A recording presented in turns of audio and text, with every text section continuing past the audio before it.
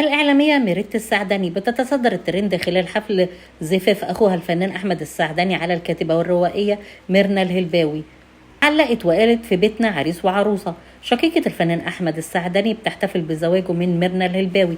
نشرت ميريت السعدني ابنة الفنان الكبير الراحل صلاح السعدني صور من حفل زفاف شقيقها الفنان أحمد السعدني الذي تم يوم الجمعة 26 يونيو في حفل عائلي اقتصر على أسرة العروسين وعلى الأصدقاء المقربين. وظهرت ميريت في الصور لشاركتها عبر حسابها الرسمي بفيسبوك إلى جوار شقيقها الفنان أحمد السعدني ووالدتها معلقة: وأخيرا في بيتنا عريس وعروسة قمر.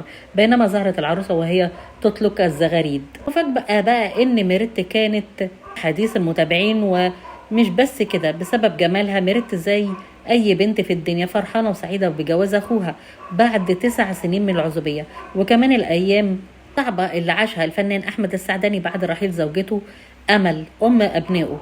عشان كده نشرت صورها مع والدتها وأخوها وعروسته وقالت: أخيرا في بيتنا عريس وعروسة.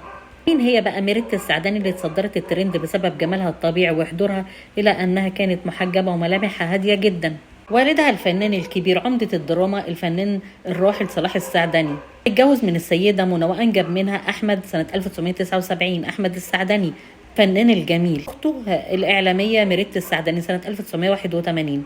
فنان أحمد السعدني كان غاوي سينما من صغره وما كانش مركز في المذاكرة زي ميريت اللي كانت عارفة هي عايزة إيه صغرها ومركزة، وكانت بتحلم إن هي تقدم برنامج ديني في يوم من الأيام، وده سبب تمسكها بتعليمها في أصول الدين، وده انعكس عليها من الصغر، وإنها ارتدت الحجاب ورفضت تخلع الحجاب زي البنات زمايلها اللي كانوا في نفس سنها. وتخرجت ميريت من كلية الاقتصاد والعلوم السياسية بجامعة القاهرة، وبعدها قررت تستكمل دراستها في المعهد العالي للدراسات الإسلامية. واتجوزت ميريت من رجل أعمال اسمه أدهم، وده بعد خطوبة استمرت لسنة، وأنجبت ولدين هما يوسف وياسين. احتفلت بتخرج ابنها الكبير ياسين من الثانوية العامة، وكان أول ظهور لجوزها أدهم على السوشيال ميديا حياتها المهنية من خلال إذاعة الشرق الأوسط. وبعدها بسنتين اشتغلت ميريت كمراسلة لقناة اقرأ الفضائية، وبعدها انتقلت إلى قناة الحياة الفضائية وتعرفت بشكل أكتر. بعد قدرت ميريت تاخد خبرة كبيرة في الوقوف أمام الكاميرا. كمان بدأت تشتغل على الميديا وتقدم فيديوهات خاصة بها على السوشيال ميديا. الفيديوهات كانت بتتعلق بالأمور الدينية والأسئلة الصعبة اللي بيحتاج لرأي متخصصين في العلوم وأصول الدين. ومن أول ظهور لميريت كانت حديث كل الشارع المصري وعملت ضجة كبيرة على السوشيال ميديا، وده بعد ما ظهرت في جنازة زوجة الفنان خالد زكي مع أخوها الفنان أحمد السعدني في مسجد الشرطة بالشيخ زايد. وقتها تصدرت الترند بسبب جمالها بالحجاب وكمان ملامحها اللي كانت نسخة مصغرة من والدها الفنان الكبير الراحل الفنان صلاح السعدني. وتعاقدت ميريت السعدني مع قناة هي الفضائية على تقديم برنامج اجتماعي اسمه بنات أصول، بيتناول العلاقة بين الرجل والمرأة والجوانب الأسرية العاطفية ومشاكلها والحلول السليمة لها من واقع الحياة والدين.